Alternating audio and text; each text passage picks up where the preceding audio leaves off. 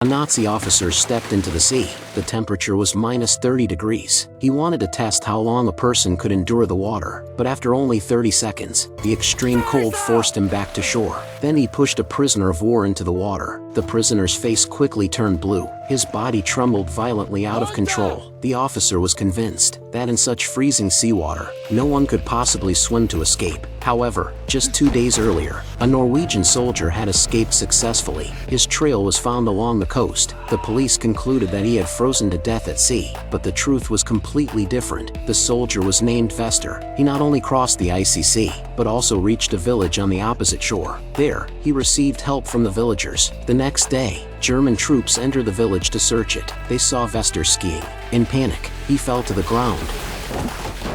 An officer noticed him. The officer picked up his fallen hat and handed it back to him. Vester seized that moment and fled immediately. But soon, the officer realized something was wrong, so he ordered a helicopter to pursue him. Vester managed to avoid the gunfire, but the roar of the helicopter triggered an avalanche. The avalanche slowed Vester down and completely buried him under the snow. The German pilots believed he was dead, so they withdrew from the area. When everything became quiet, Vester opened his eyes beneath the snow. He was miraculously still alive. Despite severe frostbite all over his body, he crawled forward using sheer willpower, heading towards Sweden. At one point, he accidentally fell into a river. Even his feet were frozen solid. But Vester did not give up. Driven by a powerful will to survive, he finally broke into a farmhouse. He grabbed food and stuffed it into his mouth, but soon, he fainted again.